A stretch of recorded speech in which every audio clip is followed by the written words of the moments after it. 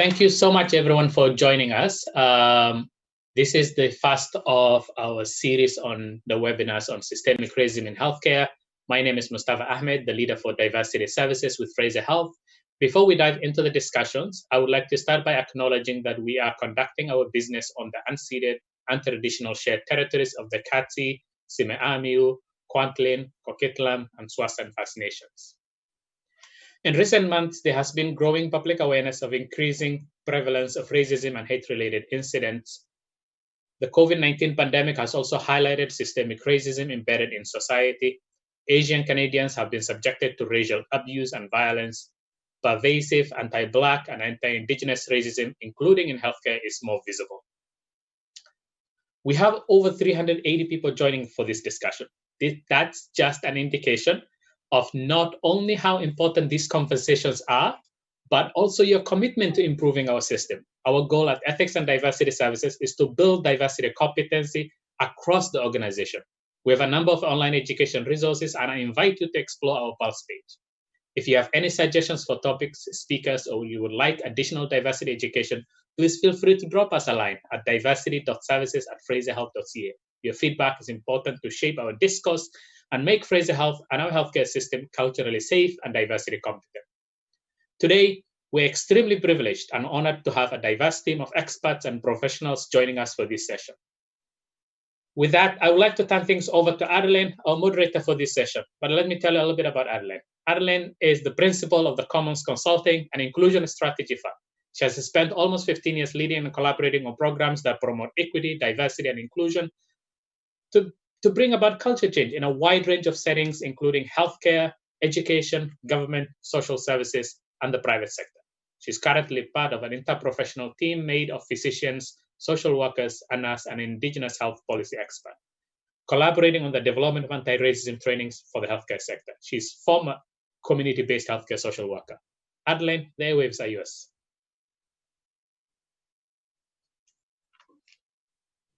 Thank you very much for that introduction, Mustafa, and for inviting me here today. So as Mustafa said, today I will be your moderator, and I just want to say that I use the pronouns she and her. And I would just like to take this time now to introduce our moderators. So first we have Manjot Bains.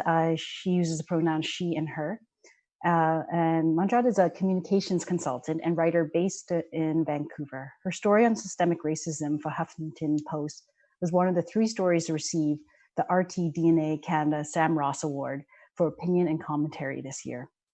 And she'll be speaking on some of her own personal experiences, as well as things that she has observed as a consultant in terms of racism in the workplace, as well as from a patient perspective. And then after, we will be hearing from Dr. Henry Yu. He uses the pronouns he, him. Henry is an associate professor in the Department of History and principal of St. John's College at the University of British Columbia. He's also the director of the Initiative for Student Teaching and Research in the Chinese Canadian Studies. Henry is a leading voice on Asian migration and discrimination in Canada and will speak to some of his research and the work he's done to surface issues of systemic racism and provide us with the historical context. We were to be joined by Inez Louis. I believe that was something that was indicated on the initial invitations. Unfortunately, she was not able to join us today, which is it's unfortunate, but we understand that things come up, and she's a strategic operations planner for the Stolo Service Agency, born and raised on Schuylkill First Nations. She's a nurse who is to bring to this conversation a valuable perspective in terms of her frontline work with systemic racism in healthcare. And so it's unfortunate she can't join us, but we have a really exciting panel here today. So thank you to everyone for joining us today for this crucial discussion about systemic racism in healthcare, and together we'll explore possible solutions. And I hope this is just the start of many ongoing conversations to be had. So with that, I'll turn it over to Manjot to share with us her experiences.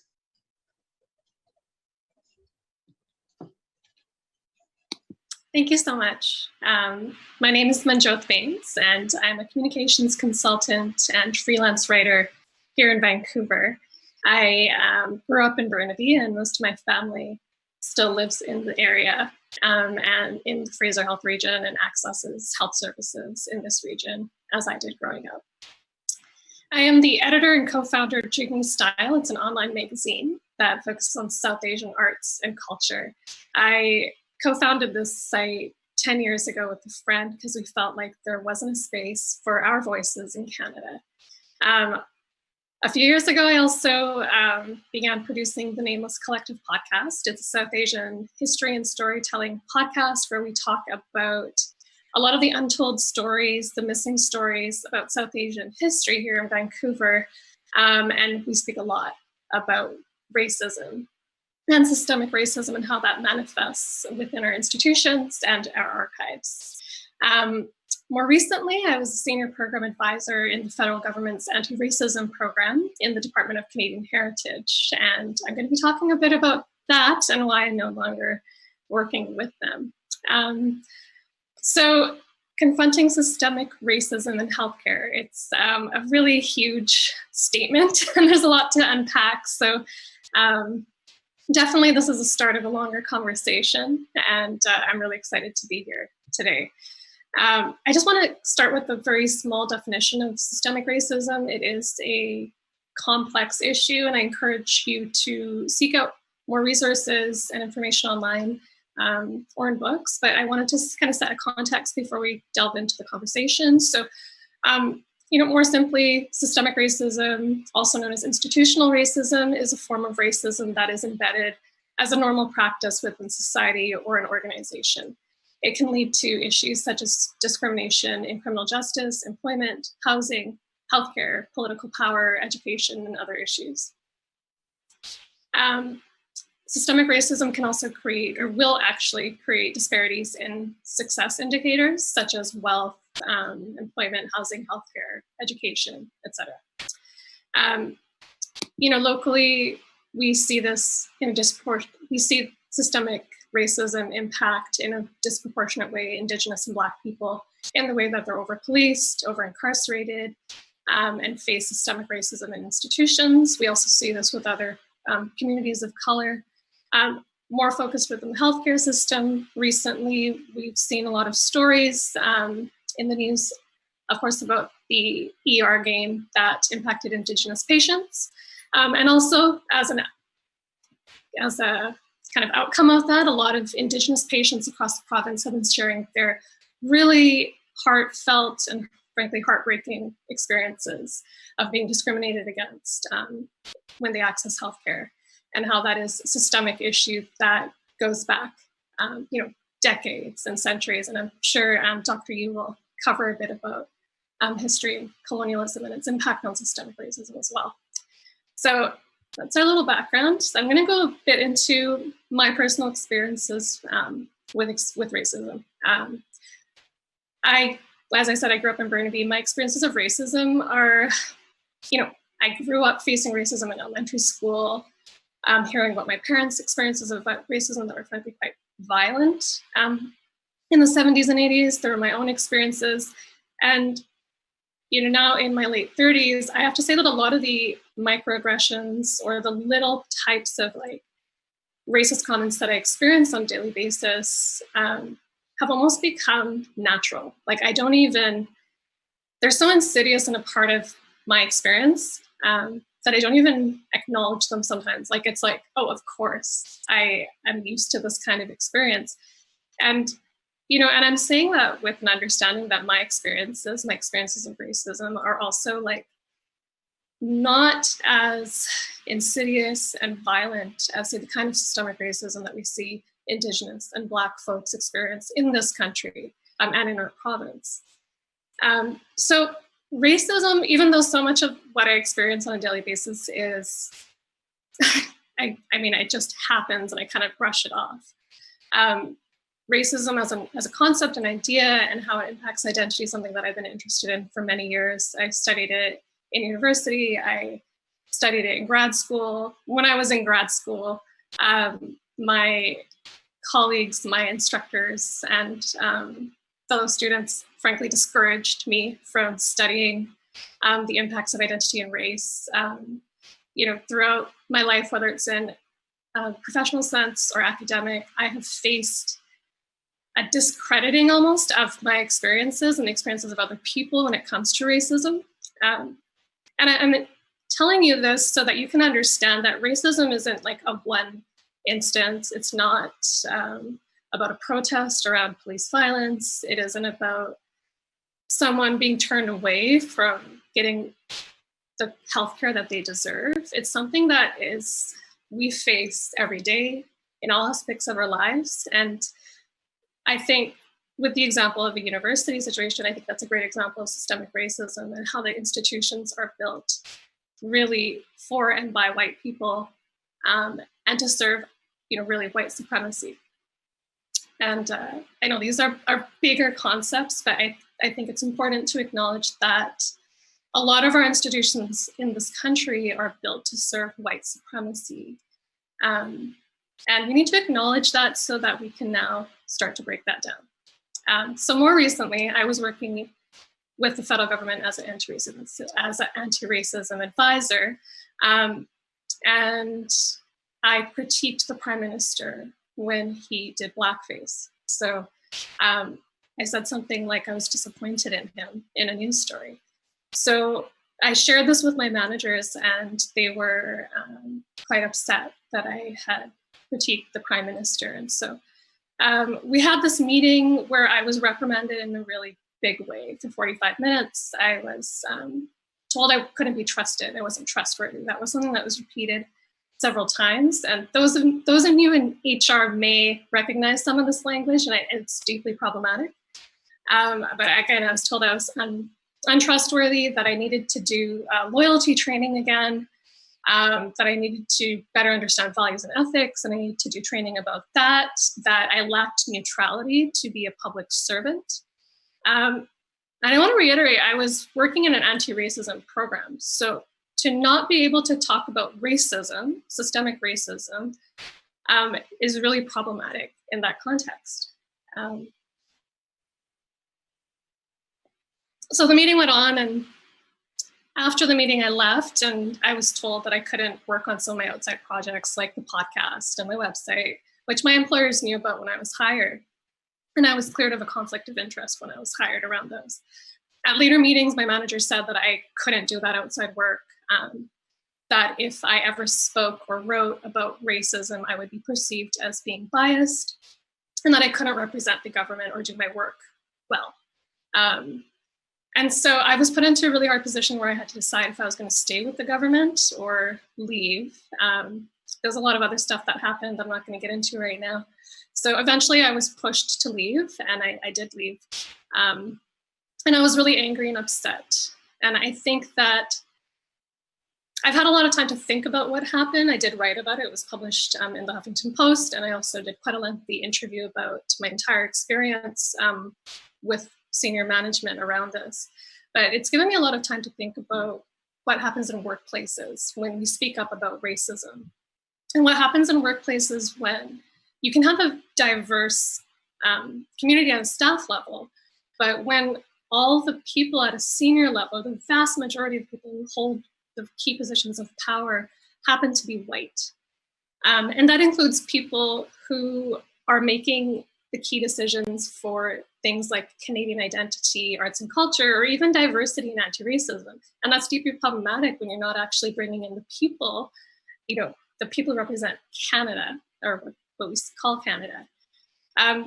So I've been thinking a lot about that. I thought a lot about what could have been done differently when I interacted with my managers. How could they have dealt with the situation differently? Because I ended up having this experience where I was later gaslit. They were telling me that I was confused. I had a different recollection. My version didn't really make sense. It hadn't happened that way. And that's something that happens to a lot of people who call out racism in the workplace or in other situations. And there are tons of examples if you're looking for more reading online, particularly in media, tech sector. There's been a real reckoning about racism in the workplace and how we interact with management. So Yeah, so what I wanted to quickly, I know I'm going over time now. I'm hoping we can delve into this more in the panel discussion, but what I want all of you to think about is, as coworkers or as staff or as leaders, if someone confides with you about their experience of racism in healthcare, like as a patient or as your coworker, are you gonna listen? Or are you listening? Is there a safe space for them, for people to talk about their experiences? Because in typical spaces, particularly in really large institutions like Fraser Health with 30,000 employees, there aren't necessarily safe spaces for people to speak.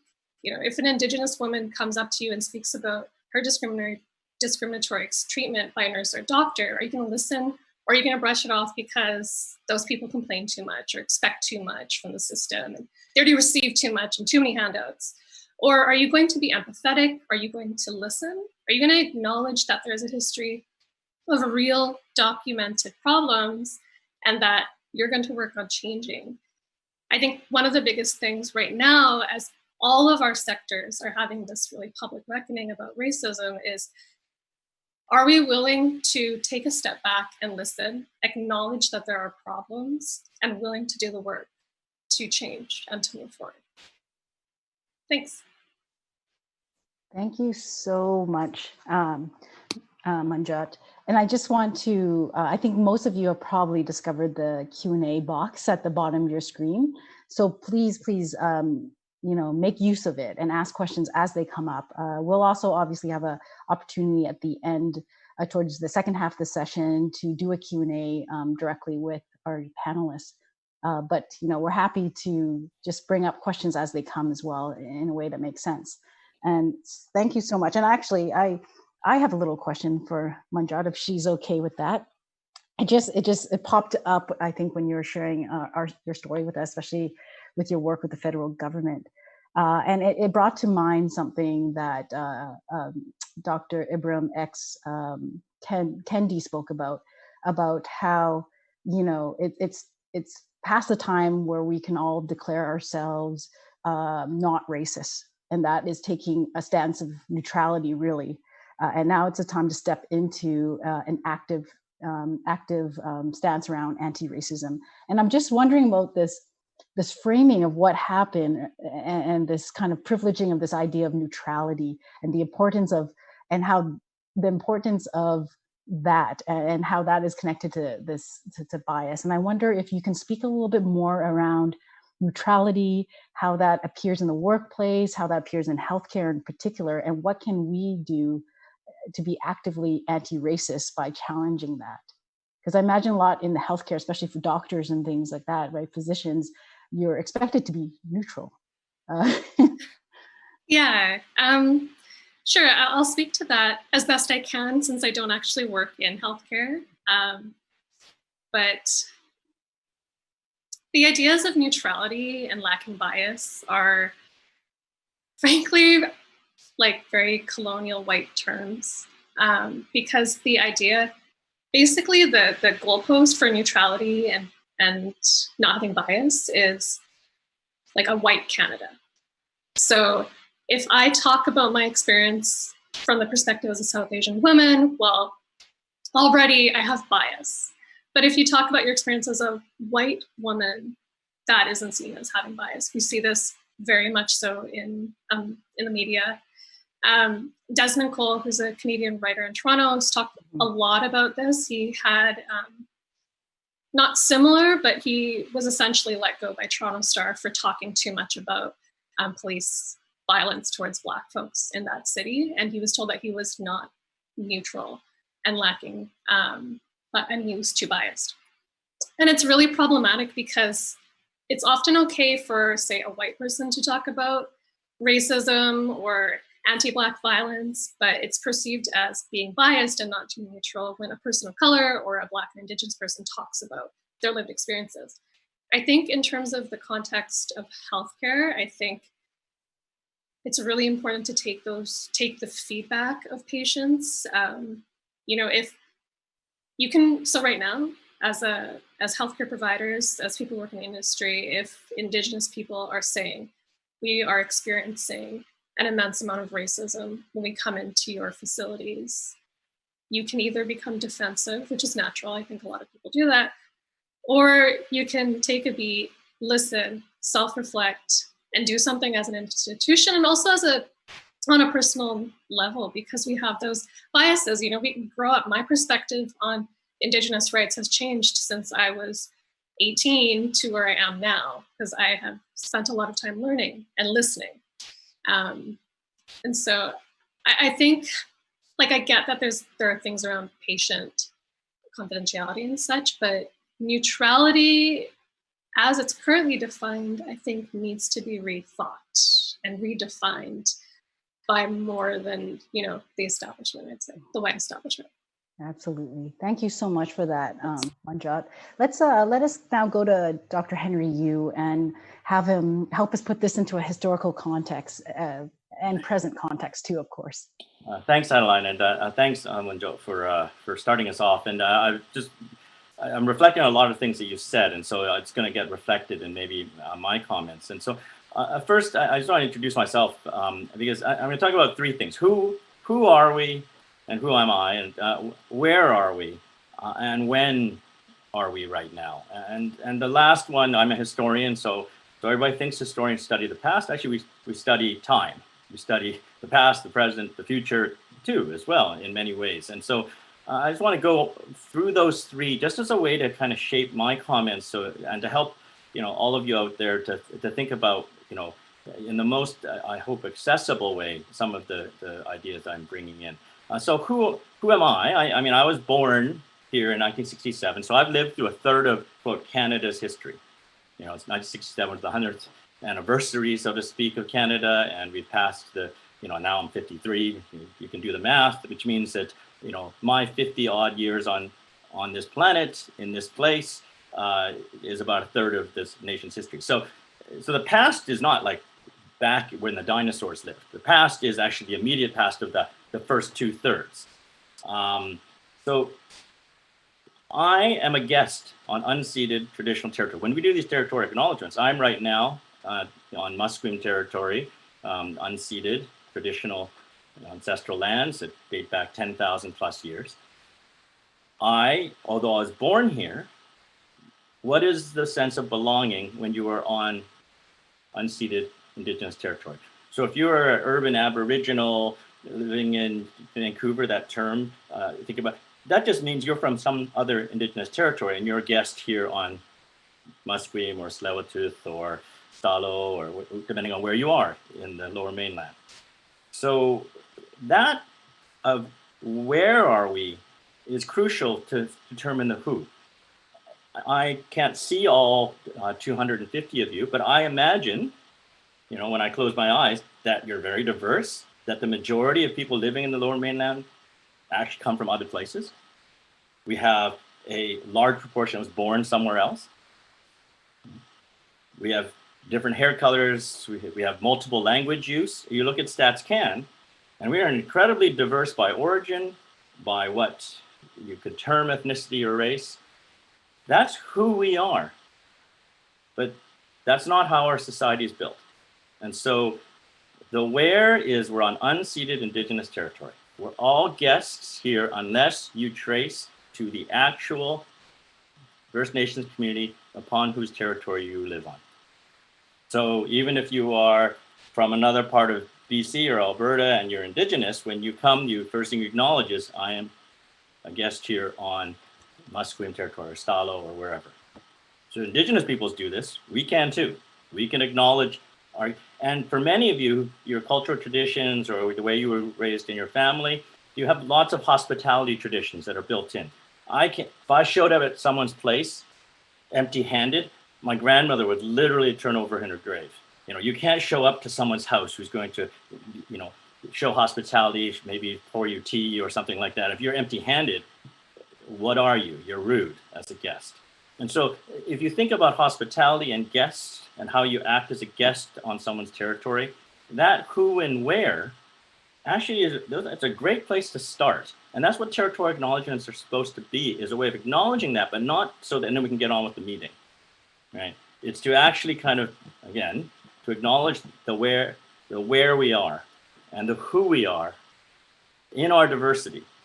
So who we are in our diversity. So I'm going to talk about when we are at this moment. Obviously, this moment, I wouldn't be here, Mustafa, and thanks to all of this, the people put this together, but we wouldn't be here if it wasn't for the spectacular nature of what we've seen with anti-Asian racism during COVID, with Black Lives Matter, the killing of George Floyd, the latest in a long line of police killings in the US, of a local reckoning as well. And Munjot used the word reckoning. I just want to think about this moment as a moment of reckoning.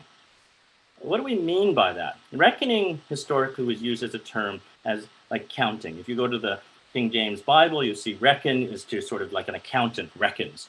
How much do I owe you? How many loaves of bread do we have on our shelf? It's an inventorying. So it's a moment of reckoning, and in that sense of accounting. And we've had a lot of stuff about data on differential health impact of COVID, race-based data, disaggregated data, and all these kinds of things. So there's a reckoning moment in that sense. But there's another sense of reckoning that I would ask you to think about, which is sailing. Back when mariners sailed, they did something called dead reckoning if they didn't know where they were. And dead reckoning was just figuring out where you were, what direction you're in right now, and where you're going to end up. It's a way of the past, the present, and the future. Dead reckoning is a way of trying to figure out where you actually are based on where you were. And you could say that that's what I think of my task as an historian, and we're all historians in that sense. If you have amnesia, you have no idea where you were, you don't know where you are now, you don't know who you are, when you are. So those three kind of ways of thinking, who and where and when we're in a moment of reckoning. Now, 6 months from now, who knows? Maybe the spectacular moment, we're all back to just living, going on our daily business. But this moment of reckoning with protests, with this sense of, all of a sudden people are talking systemic racism. What does that mean? And, Linda brought this up. I'll give you some thoughts on what we are reckoning with.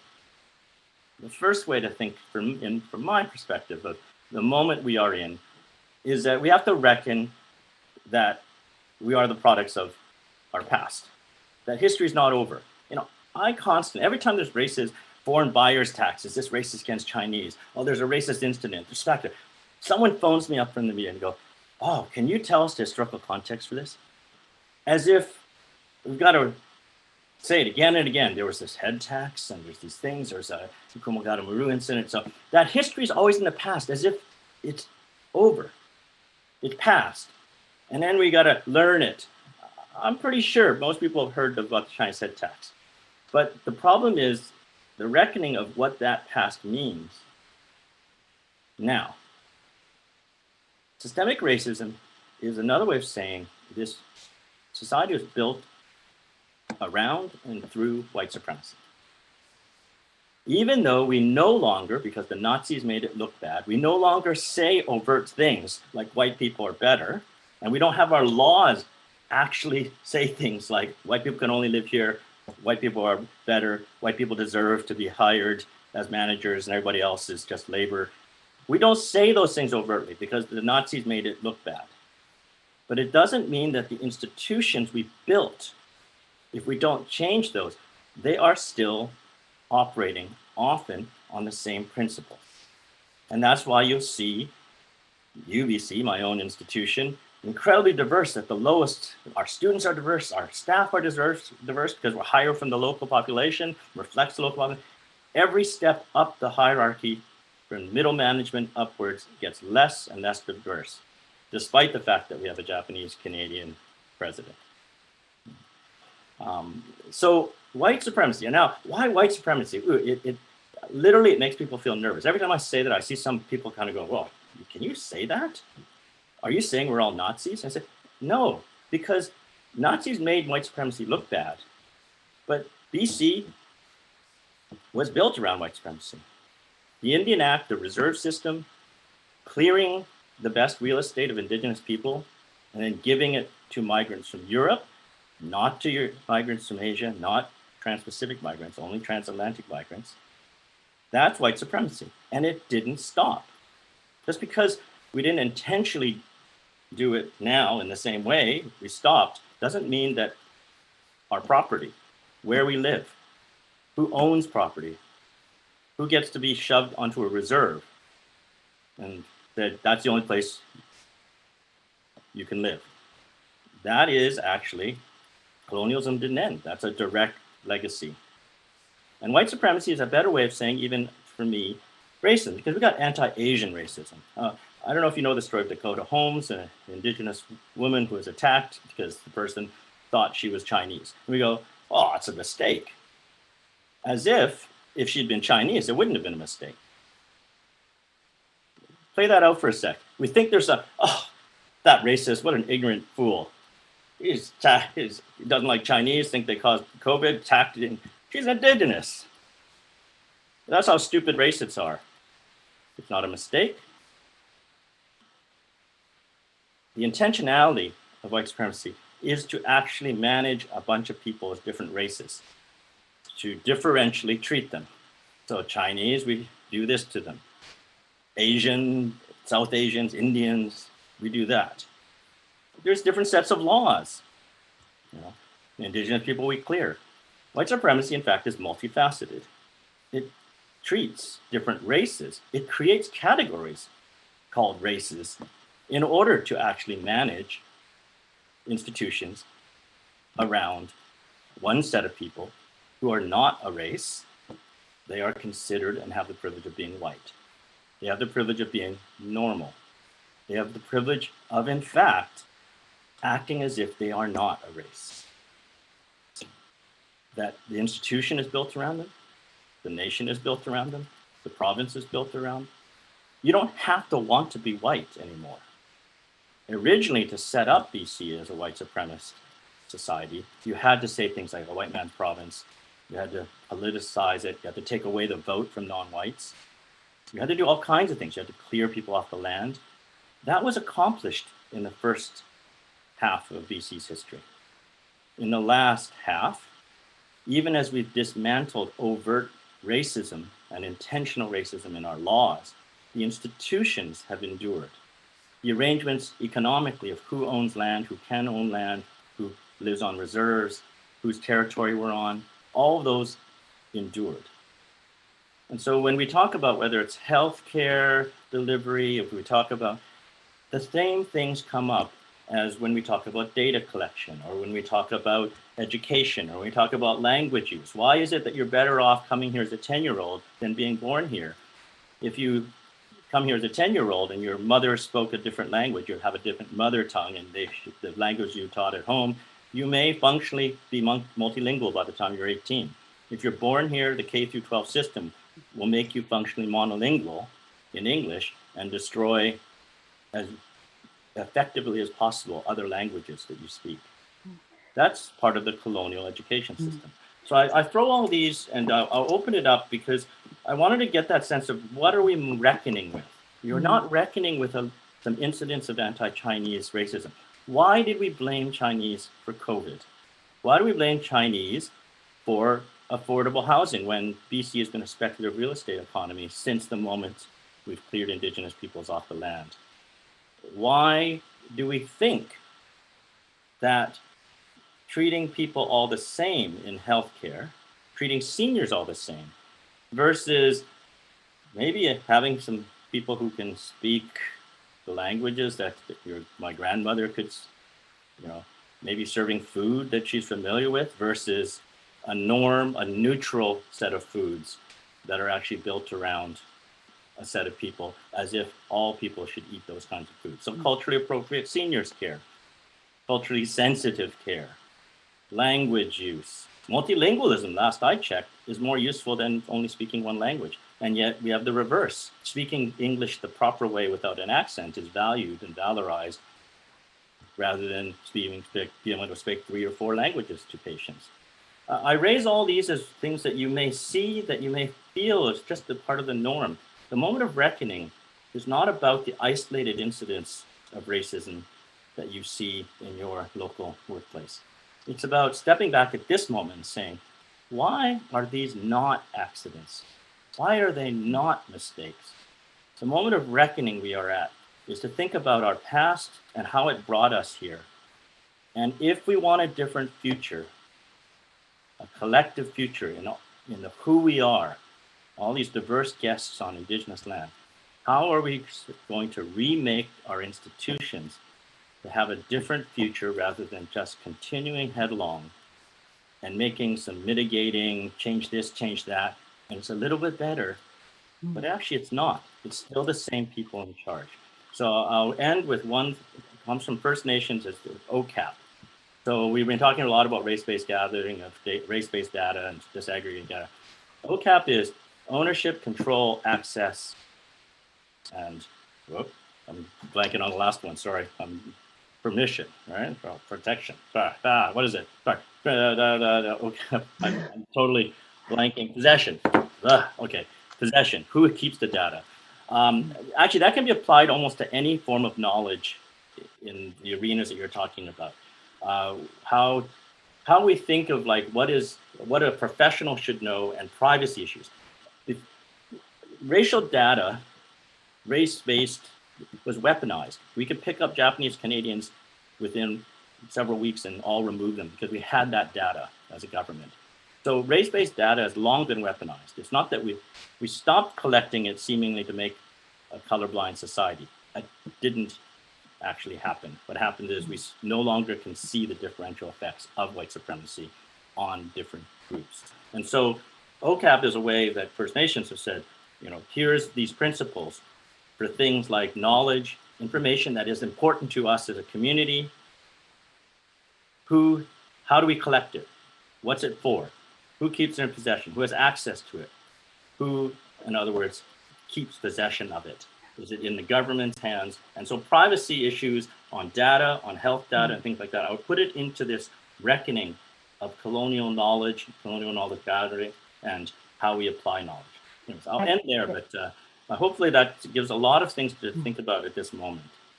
Thank you, Henry. That definitely gives us a lot to think about. And I think I want to go straight to some of the questions that have been popping up in the Q&A box, because they directly connect to things that both of you have been saying. So I'll start off with an idea of prominentizing this idea of white supremacy a little bit. So a question came in, and it's, I am concerned that there is a bias towards white supremacy being the only perspective on racism.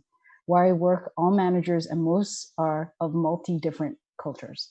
So racism complaints in staff are between each other. Fijian, for example, Fijian versus Hindu, Filipino versus Sikh, etc. So how do we speak to that? How do we speak to an idea of white supremacy being the only framing? And then how do we, within that framing, how do we look at sort of discrimination that happened between groups of BIPOC people? So Black, Indigenous, people of color. And this is to either of you, Henry or Manjot. I have a very short and not unsophisticated answer. That is there. People are discriminating against each other and all kinds of things. For me, racism is not about intentionality alone. It's about power. So can you, when I say white, I've actually had complaints because I use the word white and it's like, well, you're a racist because you're calling people white and saying there's a race of white people and there really isn't, because really these are all social constructions and they don't exist. Lots of people are nasty to each other.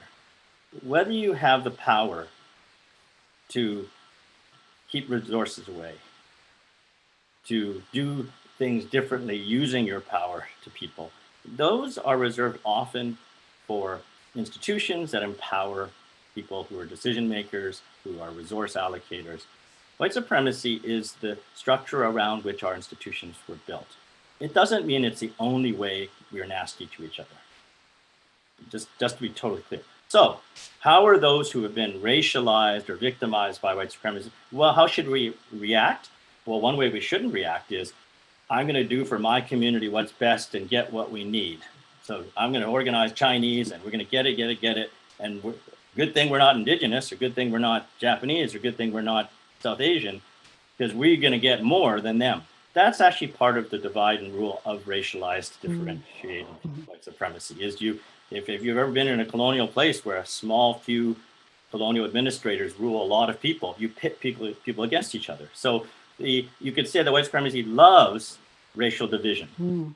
And one of the ways to organize around coalitions against it is to say, hey, I'm thinking this about you, and I accept a lot of the ideas that you are inferior, don't deserve as much as my group, and my group really needs more. And don't do the differential victimization, who's more of a victim, who's suffered more, who's screwed over more. Instead, think, what is it about the structures that were built historically that still endured that actually pit us against each other for resources? That say, you guys fight over $10, whereas $90 every 100 is reserved in this other way for this other set of people that you don't question. In fact, we just want you to attack each other. Right. So that's the way I would answer that question. That's great. Thank you, Henry. So can I add something? I think this is a fascinating conversation. Thank you for the excellent conversation.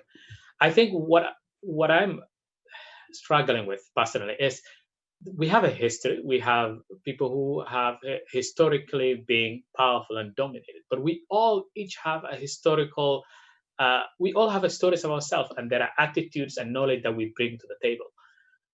We make assumptions of one another within people racialized, who racialized, I have no idea, racialized communities and people who are not racialized, whatever that means. And we have biases, whether those biases are overt or explicit.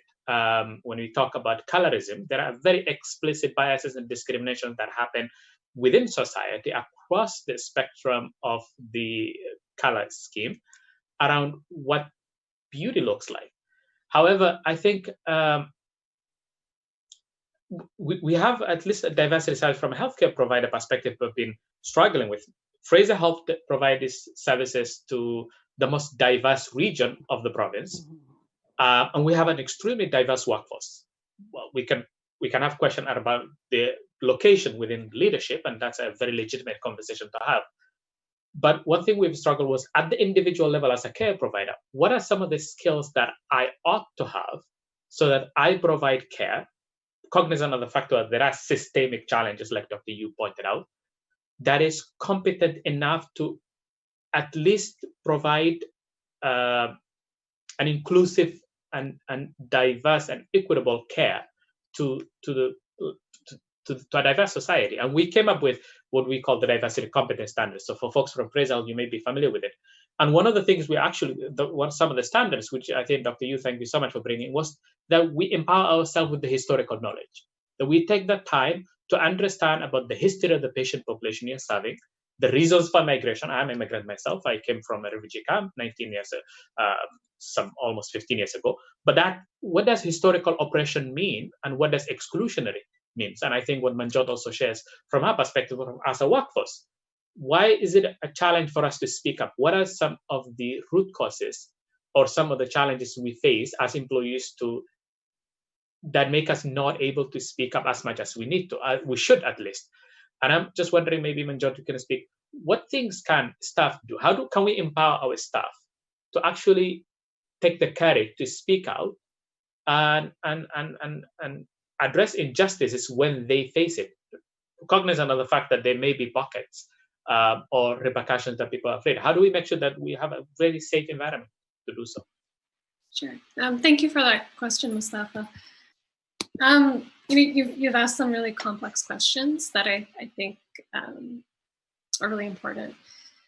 In terms of what you can do, say, at a ground level, from my observations and conversations and the research I've done, I think that there really needs to be work done from leadership. So first, we can tackle people, how can staff speak up when they see injustices? If you speak up, if you're on the ground level and you see something and you speak up and your director or manager doesn't believe you, or if you speak up and the director listens to you, they have a meeting, and then they said, okay, we're going to investigate, and then they say, oh, we didn't find anything.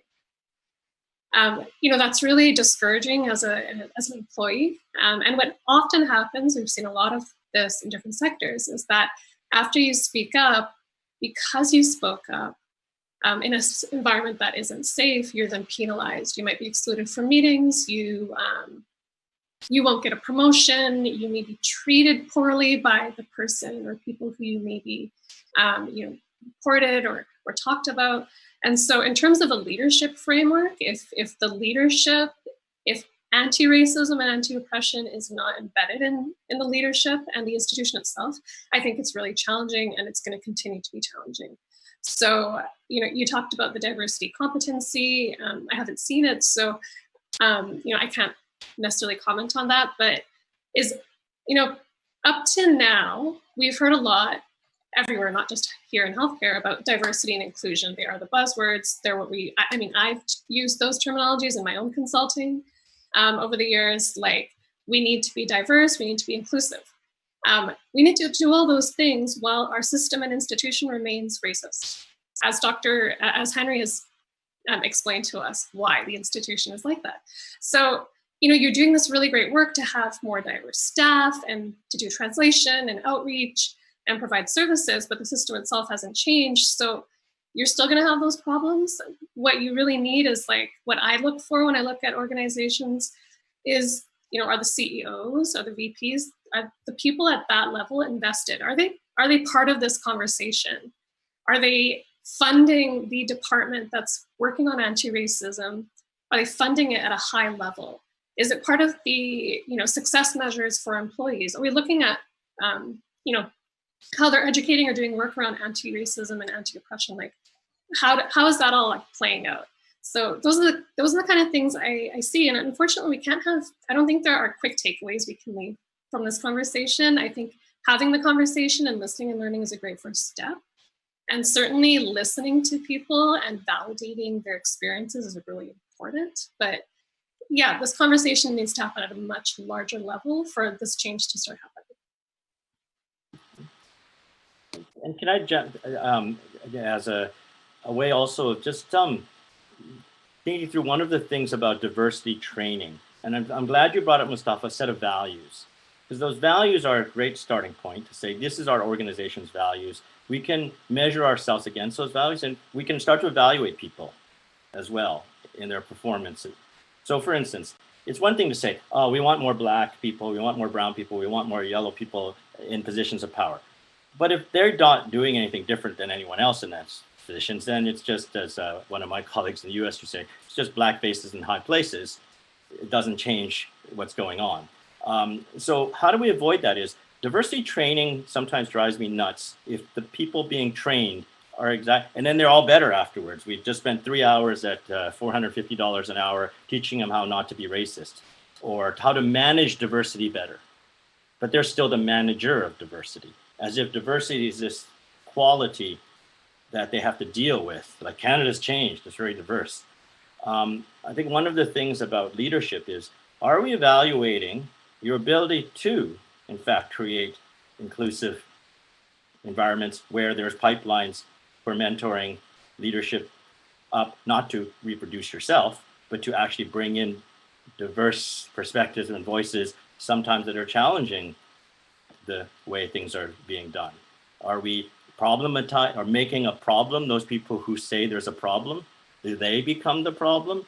Or do we, as they identify for us, do we consider it? That's actually a favor. That's an act of courage to identify that there's this way in which systemically we don't notice, but we're treating a set of people, in this way that really is damaging. Can we change that?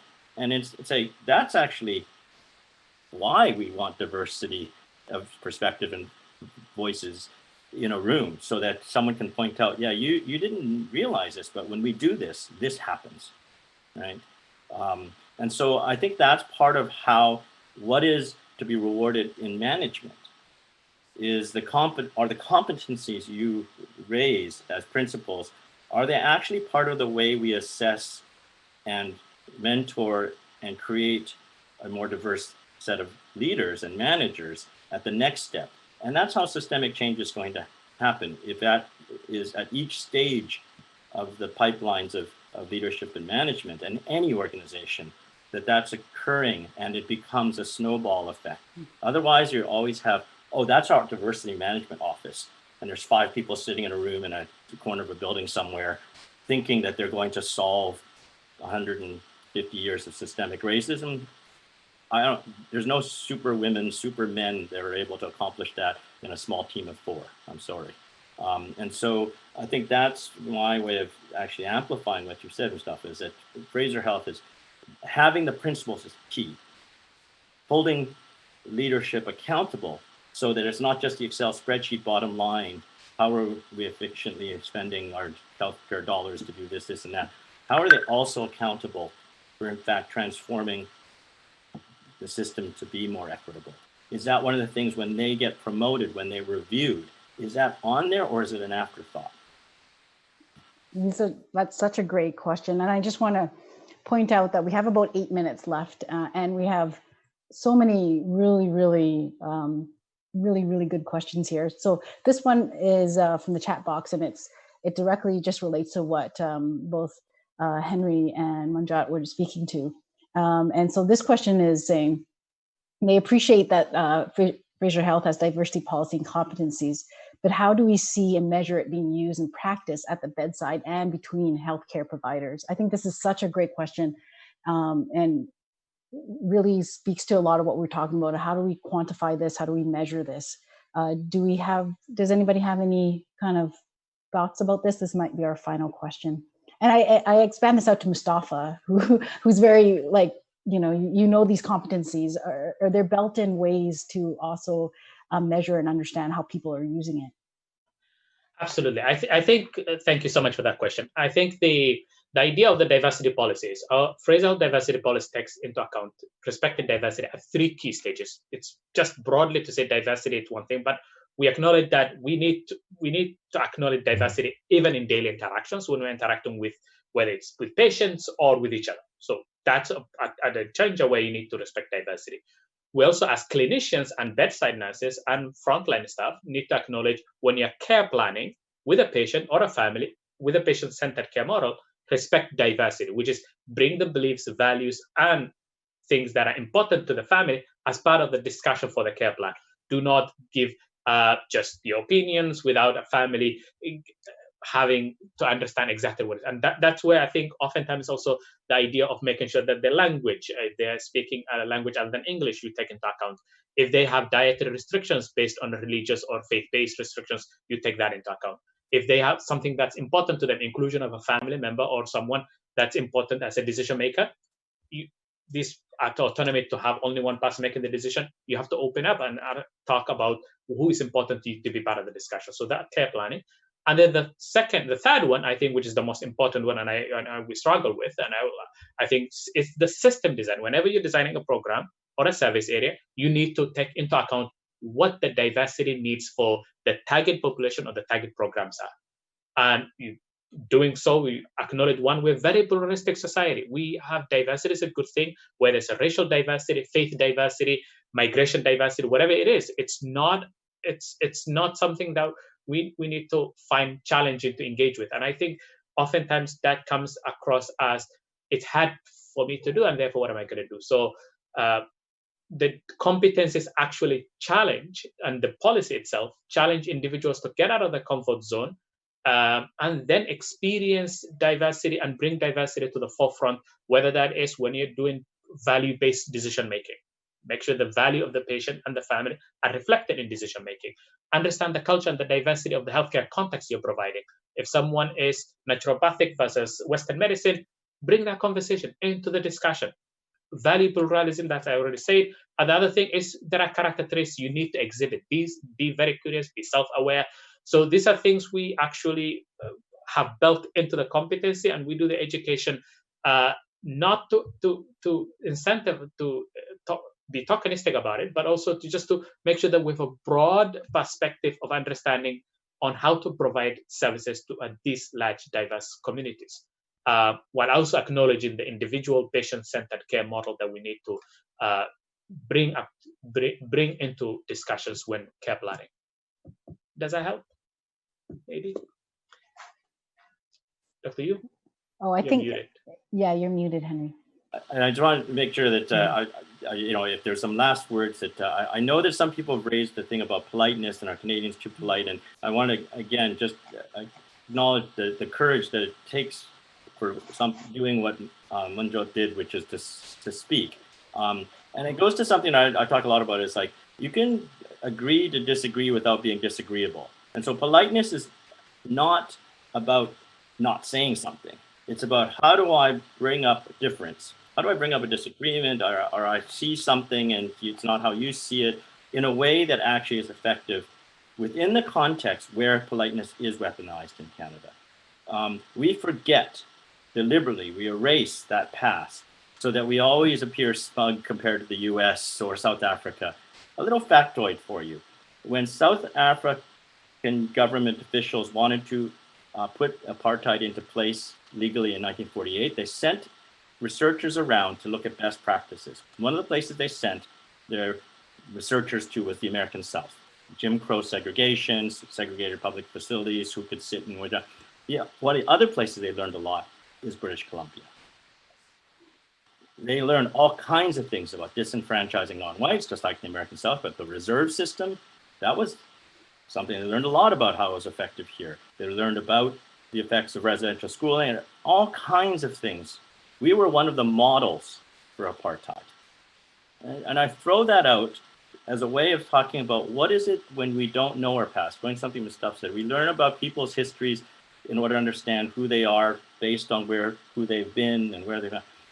We have to have that reckoning ourselves, so that a friend of mine talked about, he came from the US and being Black, he said, it feels like they just lynch you from a lower branch here. And he was trying to put words to something he couldn't quite figure out, which was, why is he getting treated like this? And people are so polite, and yet he's still getting treated. Right? And he just can't put his finger on it as he could in the US, where it was perhaps more overt or more acknowledged. And I raise this as a way, again, to encourage those in your local situations, in what you do, the kind of, when you see something, I hope you not just have the courage to kind of raise it and articulate it, but also, your awareness of what it is to be polite is not to be silent. Yeah, it's like death by 1,000 cuts, I think, is another saying. Yeah. Maybe we're guilty of that in Canada. But I am getting the message that we only have a minute left. And obviously, this went way too fast. We didn't get to many of the questions. So hopefully, I leave it to Mustafa to hopefully be able to collect those questions and answer them. And I don't know if there is any final things that, Mustafa, that you want to convey before we come to the end in this first of a series of webinars. No, thank you so much. We are collating the questions from the participants. We'll answer them as the team. I just wanted to thank you so much for your time and the privilege and honor to host you and to be part of this conversation. Thank you, Adelena, for your moderation. Thank you, Manjot. Thank you, Dr. Yu. I hope it was productive for our participants, and we look forward to hearing from you on future sessions. At the end of this session, there will be a survey that will pop up. Please, if you could fill that for us, it helps us inform and make our next sessions better for you. Thank you so much. Thank you.